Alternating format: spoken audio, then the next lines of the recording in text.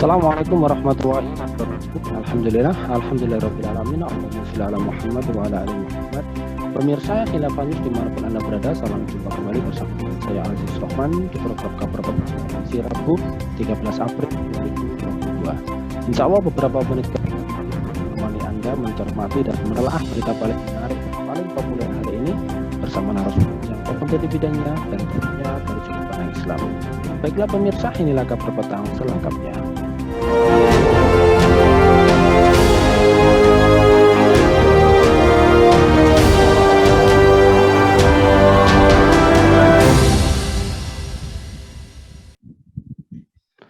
Pemirsa, perang Rusia-Ukraina menimbulkan efek berantai. Salah satu yang paling terasa adalah lonjakan harga komoditas dunia. Selain menyebabkan krisis kemanusiaan, perang paling akbar di tanah Eropa sejak Perang Dunia Kedua itu membuat pasar keuangan menjadi tidak stabil, utamanya pasar komoditas.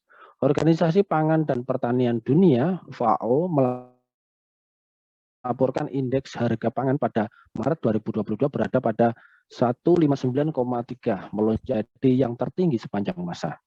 Nah, pemirsa, bagaimanakah imbas ekonomi dari perang Rusia-Ukraina? Apakah dunia dalam ancaman krisis pangan dan resesi ekonomi global? Dan seperti apa? Apakah Indonesia juga terdampak secara langsung? Pemirsa, untuk membahasnya kami telah terhubung dengan seorang pakar ekonomi syariah. Beliau adalah Bung Arim Nasim. Kita sapa dulu beliau. Assalamualaikum warahmatullahi wabarakatuh, Bung Arim. Waalaikumsalam warahmatullahi wabarakatuh. Alhamdulillah ini. Bagaimana ini kabarnya Bung? Sehat, Bung? Alhamdulillah, insya Allah sehat ya, walaupun di situasi krisis Ya, dalam berbagai sektor kehidupan saya lihat ya kan. Iya. Tapi Baik, Bung. kita insya Allah sehat ya. Alhamdulillah, baik-baik. Langsung saja menyikapi terkait dengan hal tersebut tadi. Ini kan sebagaimana kita ketahui bersama bahwa invasi Rusia ke Ukraina ini masih berlangsung. Nah, apakah bisa berdampak pada inflasi pangan yang mengarah pada krisis besar-besaran? Kemudian juga apakah efek perang ini berpotensi untuk melampaui pukulan dari pandemi dan mendorong jutaan orang lagi untuk kelaparan? Seperti apa ini Anda melihatnya, Bung Arim Nasim? Ya, terima kasih ya Bung Aziz. Kalau kita lihat perang ini kan sebenarnya hanya menambah ya, faktor yang menambah krisis semakin parah, terutama krisis pangan. Karena kalau kita perhatikan sebenarnya faktor utama itu bukan di perang, gitu kan? Bukan di perang, tapi faktor utama krisis pangan itu adalah kegagalan sistem ekonomi kapitalis atau kerusakan sistem ekonomi kapitalis dalam mewujudkan kesejahteraan masyarakat dunia atau dalam mewujudkan keterpenuhan pangan bagi masyarakat di dunia. Itu sebenarnya akar masalahnya, yaitu keberadaan sistem ekonomi kapitalis, gitu kan. Jadi perang termasuk juga tadi dikatakan pandemi COVID-19 itu hanya sebagai faktor yang memicu semakin kuat terjadinya krisis pangan dunia. Karena sebelum terjadinya perang, sebelum terjadinya juga pandemi itu kan, kelaparan itu sudah menimpa di berbagai belahan dunia itu kan. Jadi kalau kita lihat data menunjukkan ada 768 juta rakyat dunia yang kelaparan parah ya, di berbagai negara. Ethiopia termasuk saya kira juga di kita di Indonesia itu kan. Sementara hampir sepertiga penduduk dunia mereka itu kesulitan untuk mengakses makanan yang layak. Memang mereka masih makan, tapi tidak terpenuhi syarat-syarat makanan yang layak. Kalau bicara terkait dengan sepertiga penduduk dunia, berarti kurang lebih sekitar 2,4 miliar penduduk dunia itu tidak mendapatkan makanan yang layak. Tadi sekitar 768 juta itu menghadapi kelaparan yang parah. Ini sebenarnya bukan akibat pandemi, bukan juga akibat perang, tapi yang lebih utama faktornya itu adalah memang sistem ekonomi kapitalis yang diterapkan yang menyebabkan adanya kesenjangan. bahwa perang itu kemudian menambah faktor terjadinya kelaparan, saya kira itu ya salah satu aja yang menguatkan, ya kan. Tanpa perang pun ya sistem ekonomi kapitalis melahirkan kesenjangan dan menyebabkan juga harga-harga naik, gitu kan. Apalagi kemudian ditambah dengan faktor krisis yang disebabkan oleh perang, di mana tersumbatnya suplai bahan pokok dunia, ya, yang salah satu sumbernya itu adalah berasal dari Rusia dan Ukraina. Pasti itu akan berpengaruh, gitu kan. Cuman yang harus menjadi catatan bahwa itu bukan faktor utama. Faktor utamanya itu adalah sistem ekonomi kapitalis, saya kira, yang diterapkan di dunia ini gagal mewujudkan kesejahteraan dan pemenuhan pangan bagi masyarakat dunia, gitu kan. Itu saya lihat ya, Bung Aziz. Ya, baik Bung. Kemudian kalau kita melihat ya terkait dengan data ini, sebagaimana kita ketahui bersama bahwa Rusia dan Ukraina ini kan menyumbang sebagian besar pasokan pertanian dunia. Mereka mengekspor begitu banyak gandum, jagung, minyak bunga matahari, dan makanan yang lain. Tercatat dari kedua negara tersebut, ini 10% dari semua kalori yang diperdagangkan dunia ini diperoleh dari kedua negara tersebut. Nah, ketika dua negara ini terlibat perang, apakah ini menjadi lampu merah bagi kebutuhan pangan dunia? Ini analisa Anda ke depannya ini seperti apa, Bung Arim? Ya, saya kira saya katakan tadi itu kan. Jadi perang ini kalau kemudian berlanjut ya jelas saya akan memperparah kondisi ketimpangan dan juga ketimpangan pangan tadi itu kan. Dan pada akhirnya kan juga akan menyebabkan kelaparan masyarakat dunia. Karena betul tadi ya, walaupun data yang saya dapatkan itu Rusia dan Ukraina itu menyumbang kurang lebih 12% kalori dunia itu kan. 20% gandum, 64%-nya itu adalah minyak bunga matahari. Nah, ini juga kita bisa lihat tuh kan, dampaknya itu kan ya sudah terasa termasuk di kita juga kan, dengan melambungnya beberapa harga bahan pokok ya. Salah satunya itu misalnya minyak goreng gitu kan. Minyak goreng walaupun kita produsen terbesar minyak goreng, itu kan karena para kapitalis menginginkan keuntungan yang besar, sementara dampak dari tadi kan pasokan dari Ukraina dan kemudian Rusia terkait dengan minyak misalnya kan, maka CPO kan berdampak juga naik, tergerek ikut naik harganya itu kan. Nah, sehingga kita lihat dalam konteks Indonesia aja misalnya itu kan menyebabkan harga CPO naik, suplai terhadap dalam negeri itu kemudian berkurang. Nah, jadi saya kira memang saya katakan tadi perang ini yaitu memang betul akan semakin memperparah krisis pangan dunia itu kan. Ya karena kan kalau terjadi perang pasti salah satunya itu adalah pasokan itu kemudian tidak lancar kan. Ya. Sementara Ukraina dan Rusia tadi itu kan ya saya kira cukup besar lah, menjadi pemasok 12% kalori dunia itu kan. Kemudian 20% gandum tadi ya, itu kan cukup besar kan. Kalau terganggu ya saya kira otomatis pasokan pangan dunia juga terganggu gitu kan. Cuman tentu kalau kita lihat, saya ingin sekali lagi menandaskan ini bukan faktor utama supaya juga kita tidak tertipu gitu kan. Jadi faktor utamanya bukan perang itu sendiri gitu kan. Sebenarnya faktor utamanya itu adalah sistem ekonomi kapitalis ini yang menyebabkan terjadinya krisis pangan dunia. Jadi perang, kemudian COVID-19 ya, pandemi tadi itu hanya faktor yang semakin memperparah. Sementara akar masalahnya itu adalah sistem ekonomi kapitalis lah yang menyebabkan krisis pangan dunia. Karena faktor yang disebabkannya itu adalah yang dihasilkannya maksud saya adalah kesenjangan kan, kesenjangan terkait dengan kepemilikan bahan pangan. Itu yang saya lihat kan. Ya, baik Bung. Lantas kemudian kalau kita melihat ya perang Rusia dan Ukraina ini kan masih berlangsung dan kemudian Anda tadi juga menjelaskan ini berdampak pada perekonomian dunia. Nah, kalau terkait dengan Indonesia sendiri, bagaimanakah perang Rusia dan Ukraina ini bisa berimbas pada ekonomi dan kebutuhan pangan di Indonesia ini seperti apa ini, Bung Arim? Ya, saya kira besar sekali ya pengaruhnya terhadap Indonesia, karena kita tahu kan Indonesia itu sekarang sudah menjadi negara yang tidak memiliki kedaulatan pangan. Kenapa tidak memiliki kedaulatan pangan? Semuanya tergantung kepada impor.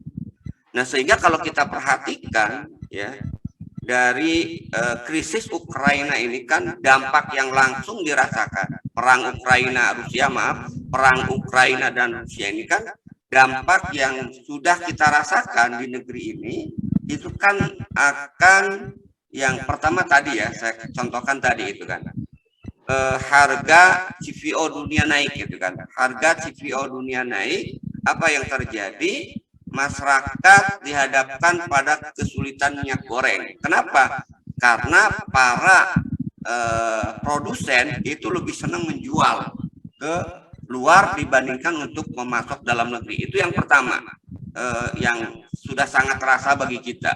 Yang kedua, ini baru kemarin terjadi itu kan, kenaikan BBM pertama gitu kan. Pertalinya kemudian dipersulit. Ada kenaikan yang luar biasa dari 9.500 sampai pemerintah menaikkan 12.000 lebih gitu kan. Nah, kenapa kemudian ini naik? Salah satu faktor pemicunya itulah karena harga minyak mentah dunia naik, sementara kita itu juga banyak mengimpor minyak mentah. Ketika minyak mentah kemudian naik, ya otomatis ya kan, ini juga berdampak naik kepada BBM. Dan kalau kita lihat kenaikan BBM ini kan memiliki multiplier efek yang luar biasa, menyebabkan harga-harga yang lain juga naik. Itu yang kedua. Yang ketiga, kalau kita perhatikan krisis Ukraina ini, perang Ukraina Rusia ini menyebabkan fluktuasi nilai tukar dolar. Apalagi isu kemarin kan, bagaimana Rusia itu kan ada upaya untuk misalnya menguatkan nilai mata uangnya, ini kan berdampak terhadap nilai tukar dolar dan euro. Nah, kita lihat dampak yang kita rasakan aja dari sini. Kita lihat hari ini ya, harga dolar mulai naik gitu kan, rupiah kemudian mulai kembali terpukul gitu kan. Dan karena kita kemudian sangat tergantung kepada impor tadi ya, dan ini kan ketika harga rupiah turun sementara nilai tukar naik gitu kan, itu kan nilai dolar naik maksudnya, itu kan semakin membuat harga itu kemudian juga naik. Contoh yang sangat nyata kita lihat juga kemarin itu ada krisis kedelai gitu kan. Jadi tempe gitu kan naik juga gitu kan, karena kenapa? Karena salah satunya tadi ketika kemudian harga dolar naik gitu kan, sementara kita impor ya, salah satunya itu kedelai dari Amerika juga harganya naik, maka otomatis kan itu juga naik gitu kan. Nah, kemudian yang terakhir tadi kaitannya dengan gandum. Kita tahu gandum ini kan cukup penting juga kalau kita lihat di Indonesia itu kan, bahkan termasuk salah satu juga bukan pengganti, alternatif nasi ya, karena kan apalagi mahasiswa itu kan kos-kosan biasanya kan suka Indomie gitu kan, dan bahan baku di hari Indomie dan roti itu kan gandum. Nah, ketika kita lihat Ukraina itu penyuplai cukup besar 20% itu gandum dunia, ketika kemudian pasokannya kemudian terganggu, ini juga akan menyebabkan juga ya harga juga akan berpengaruh. Nah, ini saya kira sudah nyata juga pengaruhnya terhadap ekonomi Indonesia. Jadi memang kita ya, karena sebenarnya faktor utamanya sih bukan karena perangnya itu sebenarnya itu yang membuat kemudian dampak perang itu kemudian terasa bagi Indonesia. Tapi faktor utamanya adalah karena kita Indonesia itu sudah kehilangan kedaulatan pangan. Semuanya kemudian tergantung kepada impor, dan sehingga kemudian ketika terjadi ada gejolak terkait dengan gejolak internasional, nilai tukar, ya akhirnya ya mau tidak mau kemudian juga berpengaruh besar terhadap ekonomi Indonesia, terutama juga pemenuhan bahan pokok tadi gitu kan. Ya, baik Bung. Lantas kemudian kalau kita bicara terkait dengan pangan di Indonesia, ini kan sebagaimana kita ketahui bersama, pemerintah juga merencanakan food estate ya, di berbagai lokasi yang dibiayai oleh APBN. Nah, apakah program ini mengalami kegagalan karena tidak berhasil mengefektifkan penggunaan lahan dan tidak menghasilkan produksi pangan yang tinggi? Ya, sebagaimana yang sudah Anda jelaskan tadi, kita masih tergantung dengan impor begitu.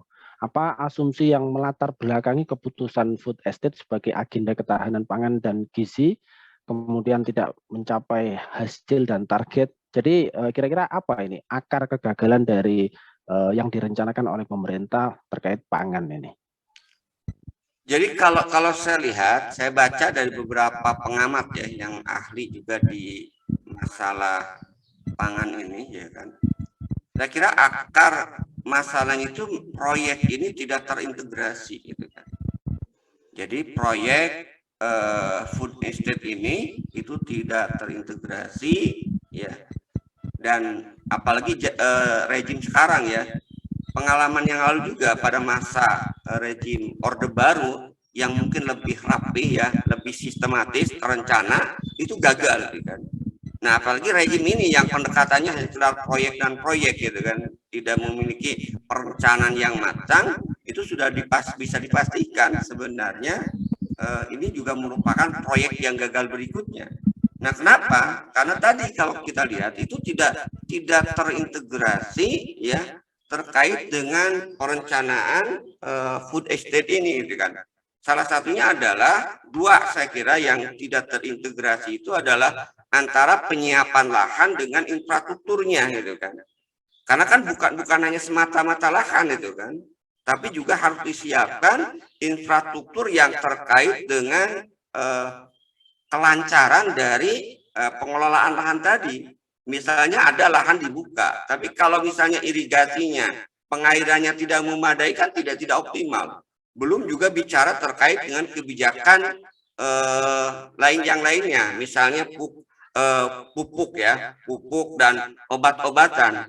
Dan ini kan yang terjadi itu tidak ada sinkronisasi, saya lihat ya kan, ketiga hal tersebut. Nah, justru yang terjadi kalau saya lihat ya, ini malah terbalik gitu kan. Misalnya lahan-lahan subur kaitannya dengan produktivitas tanah tadi kan. Kalau kita lihat lahan-lahan subur itu kemudian digunakan untuk lahan-lahan pabrik ya, karena tadi kepentingan industrialisasi yang justru pembangunan ada di Jawa sentris gitu kan. Akhirnya kalau kita saksikan hari ini, dulu daerah saya itu Karawang, Subang itu lumbung padi. Tapi sekarang sudah ganti lumbung pabrik gitu kan. Karena diganti kemudian tanah-tanah yang subur yang penghasilannya tiap hektar itu bisa sampai 4 dan 5 ton gitu kan. Sekarang itu kan jadi pabrik, kebanyakan lahan itu kemudian berkurang gitu kan. Nah, ini salah satu dampak dari kebijakan yang tidak terintegrasi tadi gitu kan. Sehingga kemudian bukan berjanji untuk mengantisipasi atau untuk konversi dari lahan-lahan yang subur ya, yang seperti saya sebutkan tadi, misalnya di Jawa ya, daerah Karawang, Subang yang pernah menjadi lumbung padi nasional, sekarang kemudian semakin tergerus karena lahannya kemudian banyak direlokasi untuk kepentingan yang non pertanian. Pemerintah kemudian membuka lahan di luar Jawa gitu kan, lahan-lahan yang ternyata lahan-lahan itu tadi tidak tidak diintegrasikan dengan ya infrastruktur yang lainnya, termasuk di dalamnya itu adalah irigasi. Ada bangun irigasi tapi juga ternyata lahannya juga tidak optimal. Nah, ini yang terjadi saya lihat kan. Sehingga wajar akhirnya proyek food estate ini juga akan mengalami kegagalan lagi. Dan saya lihat juga justru kalau saya baca juga kritikan dari Greenpeace misalnya itu kan, saya kadang-kadang melihat jangan-jangan ini sebenarnya proyek untuk juga penggundulan hutan juga itu kan. Karena kan kalau Greenpeace melihat ya bahwa proyek food estate ini menyebabkan juga perusakan hutan. Coba bayangkan, hutan itu kemudian dialihkan ya, ketika kemudian hutan dibabat berarti kan ada sumber daya hutan ya, kayu dan sebagainya itu kan yang kemudian mereka dapatkan kan. Ketika kemudian mereka mendapatkan keuntungan dengan membabat kayu tersebut, ya kan? Sementara dengan dalih itu untuk menyiapkan lahan pertaniannya, sementara lahan pertanian itu tidak produktif. Bahkan menurut beberapa pengamat itu tadi kan, produktivitas satu hektarnya itu sangat minim itu kan, kalaupun ada di bawah 4 ton.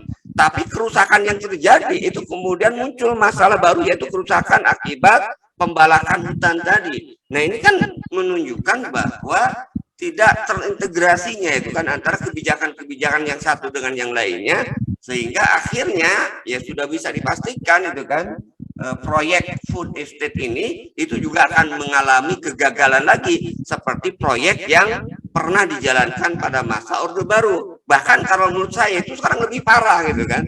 Saya katakan tadi, zaman Orde Baru yang masih lebih terstruktur, terencana juga gagal karena kurang terintegrasi tadi itu kan, dan juga ada kepentingan para kapitalis yang lebih dominan. Apalagi sekarang yang memang ya kebijakan-kebijakan penguasanya di bidang ekonomi semuanya itu mengabdi kepada kepentingan kapitalis, bukan untuk kepentingan rakyat. Maka saya kira proyek food estate itu hanya proyek mercusuar aja yang tidak akan kemudian mampu mengatasi ketahanan pangan atau penyediaan pangan. Itu saya kira ya. Baik Bung, lantas kemudian ini apa solusi untuk mewujudkan ketahanan pangan, akses terhadap pangan secara fisik dan ekonomi, ya, kemampuan penyerapan pangan untuk pemenuhan gizi dan kesehatan, serta ketersediaan dan terhadap pangan secara berkesinambungan di Indonesia dan juga dunia ini? Ya, kalau kita bicara terkait dengan ketahanan pangan, itu kan faktor itu yang saya katakan tadi itu harus terintegrasi, gitu kan. Kalau kita bicara terkait dengan bagaimana kemudian mewujudkan ketahanan pangan dalam konteks Indonesia aja misalnya, ya. Dalam konteks Indonesia, kalau kita mau kemudian berbicara tentang ketahanan pangan serius, ingin mewujudkan ketahanan pangan, itu harus terintegrasi. Ada 4 faktor yang saya perhatikan, ya kan, yang harus dipenuhi oleh pemerintah kalau ingin mewujudkan ketahanan pangan yang memang betul-betul, ya kan, serius untuk rakyat. Yang pertama, dalam Islam, ketahanan pangan itu juga lahir dari politik ekonominya. Jadi ketahanan pangan itu lahir dari politik ekonomi.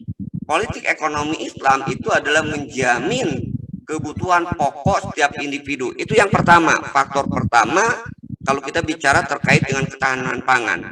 Yang kedua, itu ada faktor yang kedua, ketersediaan pangan. Dan yang ketiga, ya, kemandirian pangan. Yang keempat, harga yang terjangkau.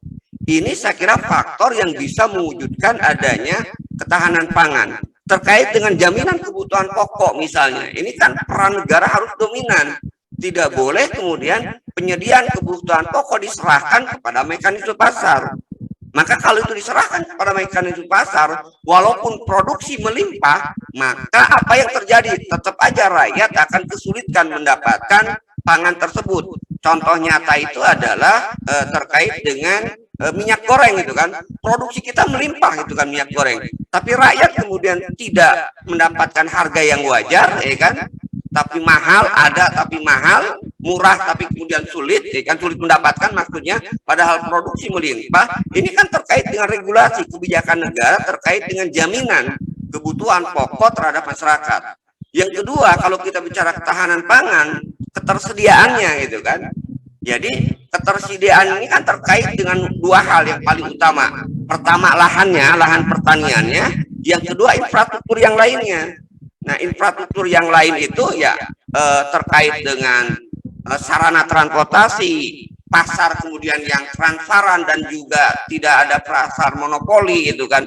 Ini kan yang akan mempengaruhi kemudahan masyarakat, ya, itu mendapatkan pangan sehingga pangan bisa tersedia. Tapi kan tersedia aja tidak cukup tadi kan. Kalau saya contohkan tadi kan, minyak goreng itu tersedia cukup banyak. Wong Indonesia itu penghasil CPO terbesar dunia, tapi ternyata rakyat tidak mudah untuk mendapatkan.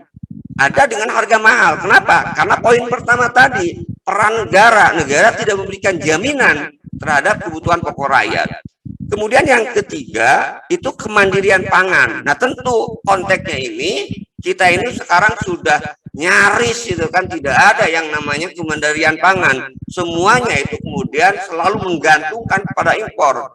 Kebijakan-kebijakan pemerintah sekarang justru malah memperparah gitu kan dengan impor. Di saat panen raya kemudian impor gitu kan. Ini kan ironis itu kan. Kenapa? Karena para pengambil kebijakannya itu lebih mengedepankan rente dibandingkan dengan kemaslahatan rakyat, ya kan? Jadi mafia rente inilah salah satunya yang menyebabkan impor kita itu semakin tinggi. Hampir semua sektor kehidupan kita itu kan tergantung kepada impor, ya.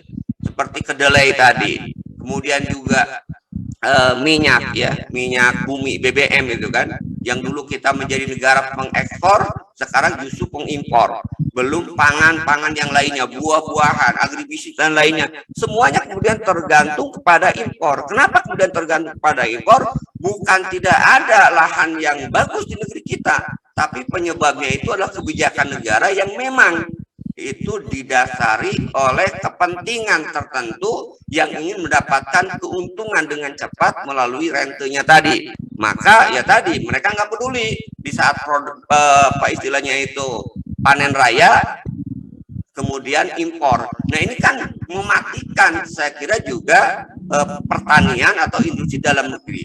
Nah yang terakhir kalau kita bicara terkait dengan ketahanan pangan, itu harga yang terjangkau. Nah ketika bicara terkait dengan harga ini, tentu kali lagi menurut saya peran negara yang dominan. Sekarang itu lucu kan, negara ini betul-betul kalah, ya. Kalau dalam bahasa saya itu sebenarnya bukan kalah, tapi saat ini yang menjadi pengambil kebijakan itu memang para kapitalis, ya.